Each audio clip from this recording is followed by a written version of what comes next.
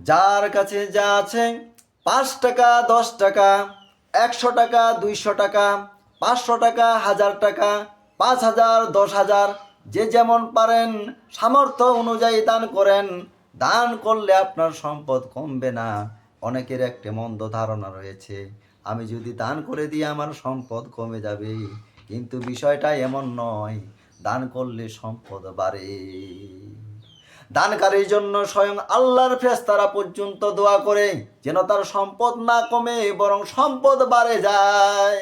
প্রতিদিন সকালবেলা 2জন ফেরেশতা অবতীর্ণ হন। তাদের একজন বলেন, হে আল্লাহ, যে অন্যকে দান করে আপনিও তাকে দান করুন।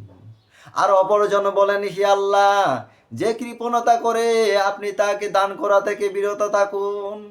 আমার ভাইয়েরা, আপনি দান করবেন বাহ্যিকে দেখছেন যে আপনি দান করেছেন, আল্লাহ কোন মাধ্যমে কোন উৎস থেকে এমনভাবে আপনাকে দান করবেন যে আপনার দানের আপনি দান করার পর যা কমতি হয়েছে সে কমতি থাকবে না, আল্লাহ রাব্বুল আলামিন পূরণ করে দিয়ে আরো বৃদ্ধি করে দিবেন।